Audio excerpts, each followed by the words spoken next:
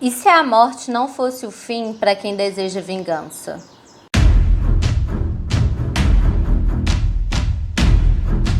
Nossa história de hoje é sobre os mistérios que envolvem o filme O Corvo, de 1994. O filme é uma adaptação cinematográfica dos quadrinhos de James O'Barr e tem no papel principal ninguém menos que Brandon Lee, filho do lendário Bruce Lee. Eu vou fazer um pequeno resumo para vocês do filme. Na noite do Devil Night, a noite antes do Halloween, o músico Eric e sua noiva Sherry foram brutalmente assassinados por uma gangue. Mas e se a morte não fosse o fim para quem deseja vingança? De acordo com toda a lenda que envolve o filme, quando uma pessoa morre, um corvo carrega sua alma para o reino dos mortos. Mas se essa morte envolve muita dor e injustiça, essa alma pode ficar presa no mundo dos vivos e o corvo pode trazê-la de volta.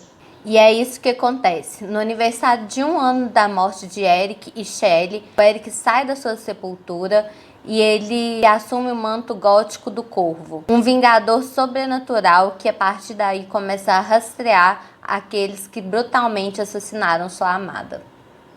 Basicamente, esse é o resumo da história. O que poucas pessoas sabem é que os quadrinhos foram inspirados em uma tragédia real na vida de James O'Barr.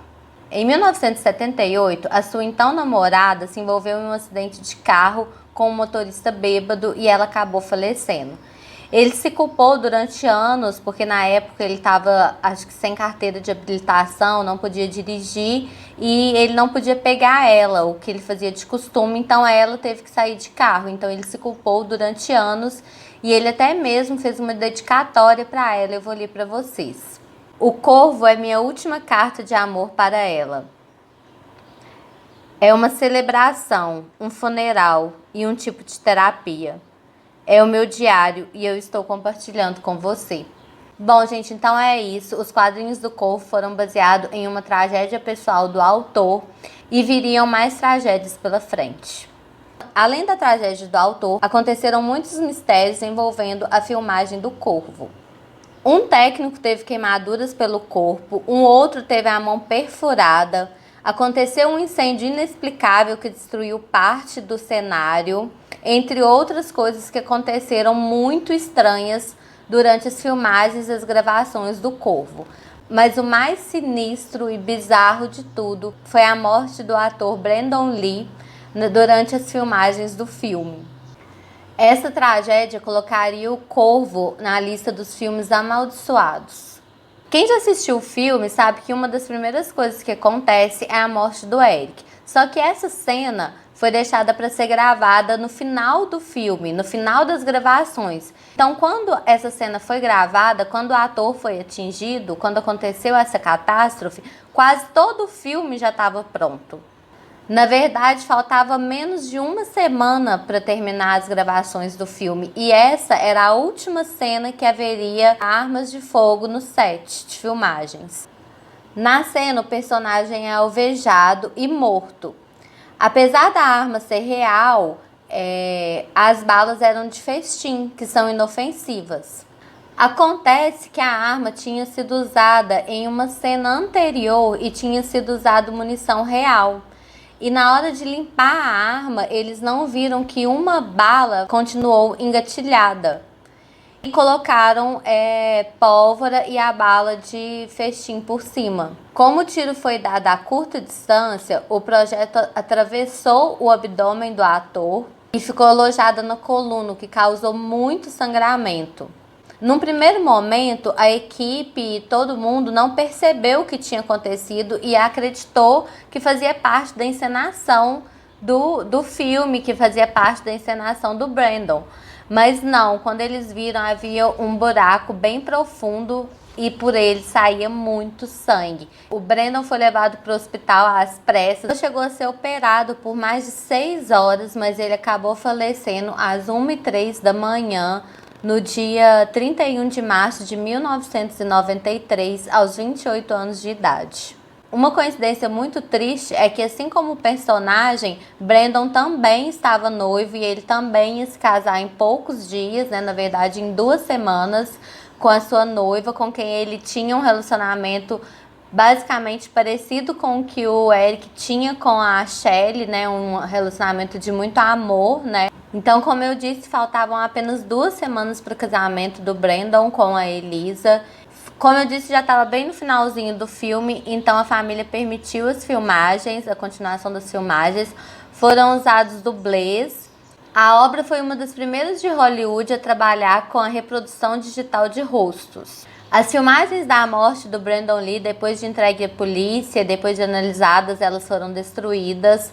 O ator Michael Mass, que foi quem efetuou o disparo, ele ficou extremamente traumatizado, ele ficou 1 ano sem atuar, ele nunca viu o filme, tamanho trauma, e em 2005, mais de 10 anos depois do acidente, ele deu entrevista falando que ainda tinha pesadelos com o que tinha acontecido. Ele morreu em 2016, aos 64 anos de idade, vítima de um câncer no estômago. James O'Barr, o criador dos quadrinhos, tinha ficado muito amigo do Brandon Lee e ele se sentia muito culpado também. Ele dizia que nunca deveria ter escrito O Corvo, né? Que isso acabou resultando em mais uma tragédia, além da própria tragédia pessoal dele. E ele disse que só se perdoou quando a noiva do Brandon, a Elisa, disse pra ele que sabia que a culpa não era dele, que ele não precisava carregar essa culpa. Algo que foi muito discutido na época é por que o supervisor de armas não estava no local no dia do acidente. O último dia que seriam usadas armas de fogo. Então isso foi muito discutido na época, o porquê dele não estar justamente nesse dia. Além disso, o médico que assinou a autópsia do corpo não foi o médico que realizou o procedimento.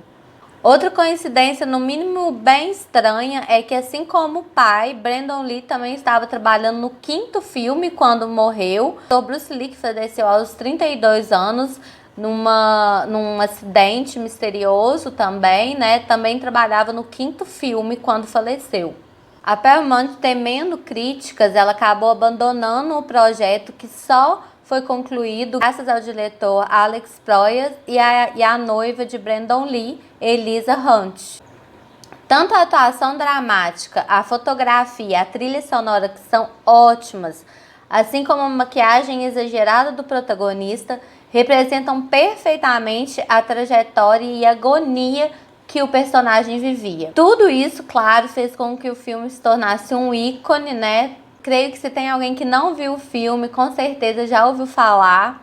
O orçamento do filme, que foi de 6 milhões de reais, acabou arrecadando 94 milhões de reais, ou seja, foi realmente assim um sucesso estrondoso no mundo todo. O filme tem 3 continuações: O Corvo, A Cidade dos Anjos, de 96, O Corvo, A Salvação, de 2000, O Corvo, A Vingança Maldita. É claro que nenhum desses é como o primeiro, né? Mas todos são bons. A morte prematura do ator Brandon Lee foi uma enorme perda para o mundo da arte, né? Ele estava no auge da carreira, provavelmente ele teria conquistado muitos papéis fantásticos depois do Corvo, né? Que a atuação dele foi realmente muito, muito, muito boa. E é isso, gente, foi uma perda para o mundo das artes, uma perda para nós que perdemos um ator maravilhoso. Se você ainda não viu o filme, vai lá conferir, ele é muito bom, vale muito a pena assistir. E se você chegou até aqui, não se esqueça de se inscrever, comentar, compartilhar, curtir. Por favor, me ajuda a divulgar o meu trabalho e é isso.